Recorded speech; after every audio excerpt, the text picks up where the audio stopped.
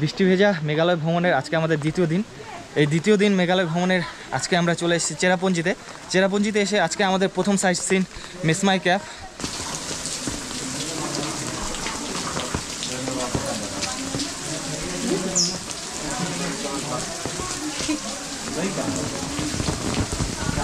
এই হচ্ছে মেসমাই ক্যাফের অবস্থা, দেখুন চুনা পাথরের সেই গুহা, একদম আদিম এক গুহার মতো দেখতে লাগছে। কি খতরনাক, একদম ডেঞ্জারাস অবস্থা, দেখতেই পাচ্ছেন পাথরগুলো কিভাবে রয়েছে। আর এদিকে কিন্তু জল আছে, সেই জলের মধ্যে দিয়ে কিন্তু হেঁটে যেতে হবে। এই দিকটাতে অনেকটা জল রয়েছে।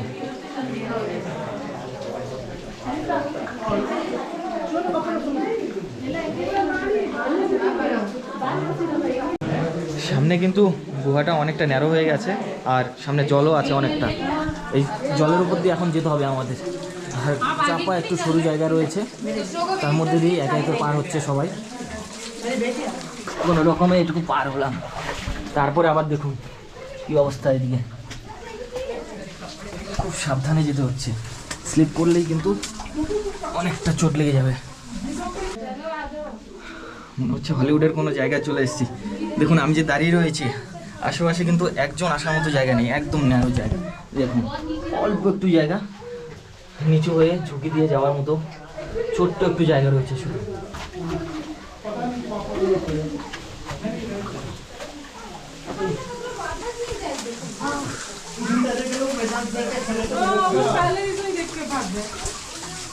ये क्या हो रहा है भाई, ये क्या हो रहा है?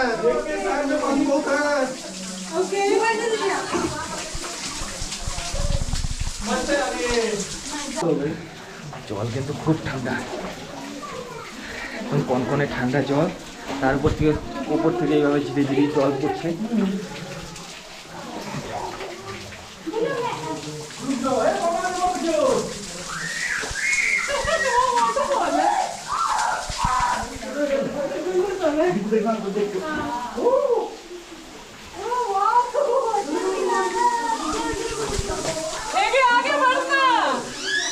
চালিয়ে এক এক করকে চালিয়ে না।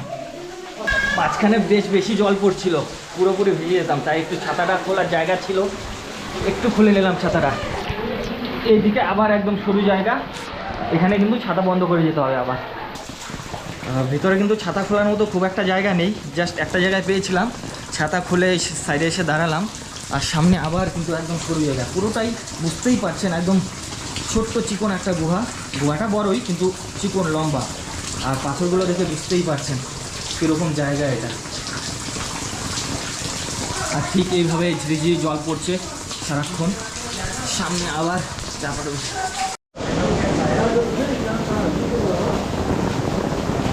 आगे रास्ता है कि?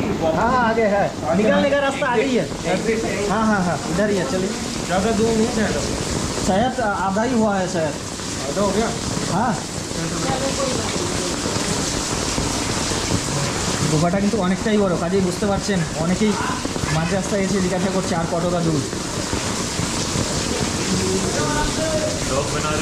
হ্যাঁ হ্যাঁ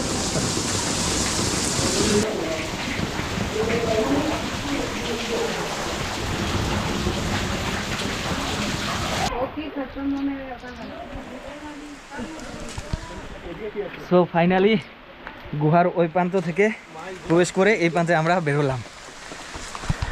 এই যে এই দিক দিয়ে আবার সে বাইরে যাওয়ার রাস্তা। সত্যি এক অনন্য অভিজ্ঞতা, ফুল অ্যাডভেঞ্চার।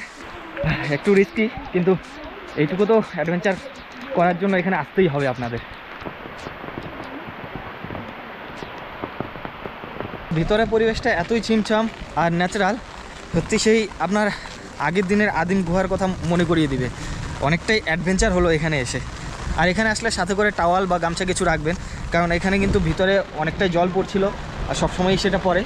আমরাও কিন্তু পুরোপুরি ভিজে গেছি, তাই সাথে করে গামছা বা টাওয়াল কিছু রাখবেন। তো আমরা এবার বেরিয়ে যাচ্ছি এখান থেকে। এদিকে আমাদের কার পার্ক করা রয়েছে। এবারে আমাদের নেক্সট ভিউ পয়েন্ট সম্ভবত 7 সিস্টার ওয়াটারফলস। চলে আসছি, একদম পুরোপুরি ভিজে গিয়েছি আমরা। তো এবার আমরা কোথায় যাচ্ছি? নৌকালিখাই আর রামকৃষ্ণ মিশন 7 সিস্টার নিচেই।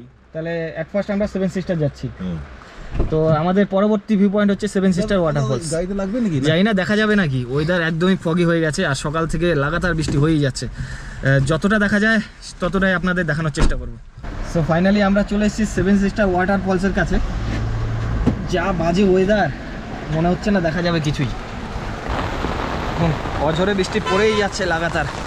এইদিকে রয়েছে একটা উপরে ভিউ পয়েন্ট, এখান থেকেই দেখা যায় সেটা, যদিও আজকে কিছু দেখা যাচ্ছে না। এই দেখুন সেভেন সিস্টার ওয়াটারফলস, পুরো ফগি হয়ে রয়েছে চারিদিকে, কিচ্ছু দেখা যাচ্ছে না। এই সাইডে কিন্তু সেভেন সিস্টার ওয়াটারফলসটা খুব ভালো মতো দেখা যায়। এখন বর্ষাকাল, ওয়েদার যদি ক্লিয়ার থাকতো না, 7টা ফলসই কিন্তু খুব ভালো মতো দেখা যেত এখান থেকে, বাট এখন কিচ্ছু দেখা যাচ্ছে না। হ্যাঁ, যাই হোক, আজকে আর সেভেন সিস্টার ওয়াটারফলস দেখার কোনো মতেই চান্স নেই, কাজেই এখানে আর দেরি না করে আমরা এখান থেকে বেরিয়ে যাচ্ছি। খুব বাজে ওয়েদার।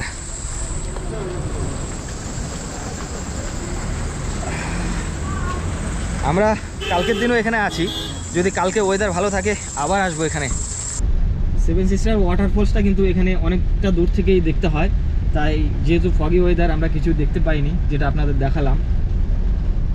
কিন্তু ভীষণ পরিমাণে গর্জন শোনা যাচ্ছিল ওয়াটারফলসটা, লাগাতার কয়েকদিন থেকে বৃষ্টি হয়ে যাচ্ছে, কাজেই যদি ওয়েদার একটু ক্লিয়ার থাকতো না, বেশ সুন্দর লাগতো কিন্তু ওয়াটারফলসটা। যাই হোক, কিছু করার নেই, প্রকৃতির উপরে আমরা কেউই নেই। এখান থেকে আবার বেরোচ্ছি। আমাদের নেক্সট পয়েন্ট কী আছে তাহলে? এরপরে আমরা কোথায় যাচ্ছি? নৌখালিকাই। একদম বাজে ওয়েদার, কোনো ফলসই আমরা দেখতে পাচ্ছি না। চারিদিকে দেখতে পাচ্ছেন, জাস্ট একটু পাশেই কিচ্ছু দেখা যাচ্ছে না, অন্ধকার হয়ে যাচ্ছে। সেভেন সিস্টার ওয়াটারফলসও দেখতে পাইনি, নৌকালিকায়ও দেখতে পাইনি। আরেকটা যেটা আমাদের সাইট সিন হিসাবে দেখার কথা ছিল, ওয়াকাওয়া ওয়াটারফলস, সেটাও আমরা যাবো না, কেননা সব জায়গায় একই অবস্থা, সেটাও কিন্তু গিয়ে আমরা দেখতে পারবো না। তাই সেটাও আমরা আজকে স্কিপ করছি, আজকে আর কোনো সাইট সিন করবো না। এবার আমাদের কাজ হচ্ছে আমরা আগে চেরাপুঞ্জিতে গিয়ে হোমস্টে নেব।